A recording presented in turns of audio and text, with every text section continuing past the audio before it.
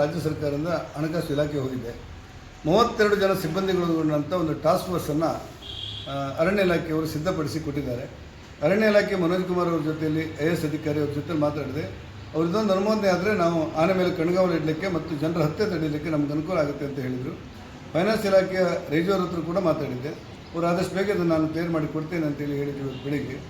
ಈ ಮತ್ತೆ ಆನೆಗಳ ದಾಳಿ ಭಾಳ ನೋಟ್ ಮಾಡುವಂಥದ್ದು. ಈ ಸಂದರ್ಭದಲ್ಲಿ ನಾವು ಒಬ್ಬರನ್ನೊಬ್ಬರು ದೂರ್ತಾ ಇರೋದು ಸರಿಯಲ್ಲ. ಆದರೆ ಜವಾಬ್ದಾರಿ ನಾವೆಲ್ಲರೂ ಒಂದು ರಾಜ್ಯ ಸರ್ಕಾರ, ಕೇಂದ್ರ ಸರ್ಕಾರ ಎಲ್ಲರೂ ಕೂಡ ನಾವೆಲ್ಲರೂ ಜವಾಬ್ದಾರಿ ಇದಕ್ಕೆ.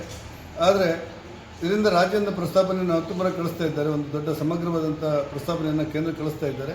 ಅದು ಕಳಿಸಿಕೊಡಿ ಅಂತೇಳಿ ಹೇಳಿದೆ. ನಿರಂತರವಾಗಿ ನಾನು ಒಂದು ಹಿಂಬಾಲಿಸ್ತಿದ್ದೆ. ಕೇಂದ್ರಕ್ಕೆ ಬಂದು ಕೂಡ ಬೇಕಾದಂಥ ಅನುಮೋದನೆ ಕೊಡ್ತೇವೆ.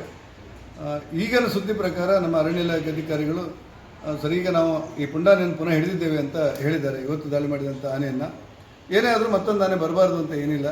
ಈಗ ನಾವು ರಾಜ್ಯವನ್ನು ಕೇಂದ್ರವನ್ನು ದೂರ್ತಾ ಇರುವಂಥ ಸಮಯ ಅಲ್ಲ ಇದು. ಆದಷ್ಟು ಬೇಗ ಇದನ್ನು ಪರಿಹಾರ ಮಾಡಬೇಕು ಅಂತ ನಾವು ಯೋಚನೆ ಮಾಡ್ತೇವೆ. ದಯವಿಟ್ಟು ಎಲ್ಲರೂ ಸಹಕಾರ ಕೊಡಬೇಕು.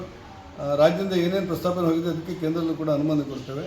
ರಾಜ್ಯದ ಅರಣ್ಯ ಇಲಾಖೆಯವರು ಫೈನಾನ್ಸಿಗೆ ಕಳಿಸಿರುವಂಥದ್ದು ಅಧಿಕಾರಿಗಳ ಜೊತೆ ನಾನು ಮಾತಾಡಿದ್ದೆ. ಅದನ್ನು ಕೂಡ ಮಾಡಿದರೆ ಇದಕ್ಕೊಂದು ಅರಣ್ಯ ಇಲಾಖೆಯವರು ಹೇಳೋ ಪ್ರಕಾರ 32 ಜನ ಟಾಸ್ಕ್ ಫೋರ್ಸನ್ನು ರಚನೆ ಮಾಡಿದರೆ ಅನುಮೋದನೆ ಕೊಟ್ಟರೆ ಮಾನವ ಹತ್ಯೆಗಳನ್ನು ನಾವು ಇದರಿಂದ ತಡಿತೇವೆ ಅಂತೇಳಿ ಅವರು ಭಾಳ ಗಟ್ಟಿಯಾಗಿ ಹೇಳ್ತಾ ಇದ್ದಾರೆ. ಇದಕ್ಕೂ ಕೂಡ ಅನುಮೋದನೆ ಕೊಡಬೇಕು ಅಂತೇಳಿ ಇವತ್ತು ರೇಜು ಅವ್ರ ಹತ್ರ ಮಾತಾಡಿದ್ದೆ. ಫೈನಾನ್ಸ್ ಅಧಿಕಾರಿಗಳು ಅರಣ್ಯಾಧಿಕಾರಿ ಜೊತೆಲೂ ಮಾತಾಡ್ತೇನೆ, ಅರಣ್ಯ ಮಂತ್ರಿಗಳ ಜೊತೆಲೂ ಮಾತಾಡ್ತೇನೆ, ಕೇಂದ್ರ ಅರಣ್ಯ ಮಂತ್ರಿಗಳ ಜೊತೆಲೂ ಕೂಡ ನಾನು ಮಾತಾಡಿದ್ದೆ.